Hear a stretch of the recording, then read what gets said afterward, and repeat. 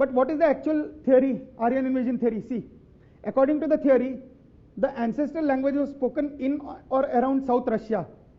This had these 12 branches which I have mentioned: Anatolian, Tokharian, Italic, Celtic, Germanic, Baltic, Slavic, Albanian, Greek, Armenian, Iranian, and Indo-Aryan. Now, speakers of two of these dialects, Iranian and Indo-Aryan, separated from the others in South Russia, according to the theory, and they migrated eastwards towards Central Asia. During this centuries-long migration, they didn't migrate in one march in a few days. Over centuries, they migrated and reached from South Russia to Central Asia. Now, during this migration, in Hawksworth, they migrated slowly from one habitable area to the next, settling for a while, and in the process assimilating to the local population in terms of phenotype, culture, and perhaps also religion. So which means that when the Vedic and Iranian people left South Russia, they settled down in various areas on the route, and everywhere they underwent ethnic, cultural, and religious changes as they mixed with the different local populations. That is, ethnically also they got changed. They settled in a certain area, they got mixed with the local population, their race changed, they adopted their religious and cultural features.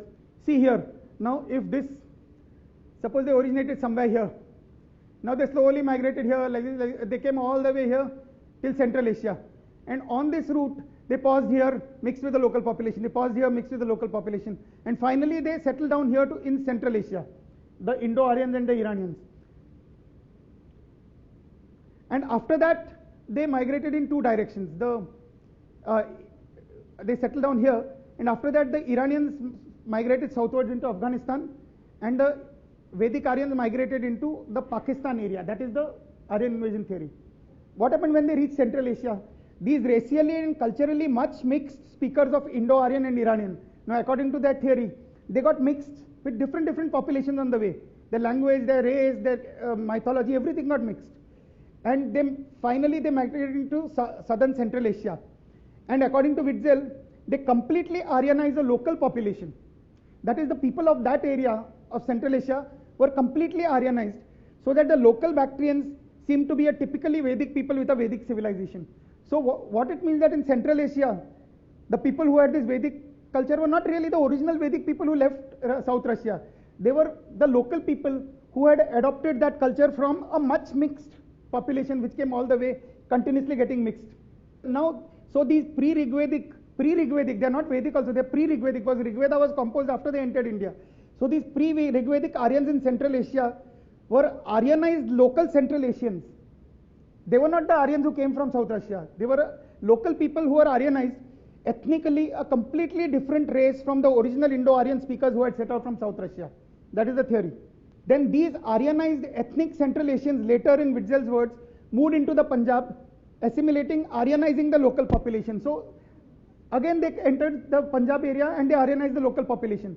So again, there is no connection between these people and the Indo-Aryans who are supposed to have left South Russia. So note these circumstances. These immigrants were small groups of relatively primitive nomadic tribes who completely Aryanized the teeming multitudes of civilized people of the Indus Harappan civilization. That is the theory.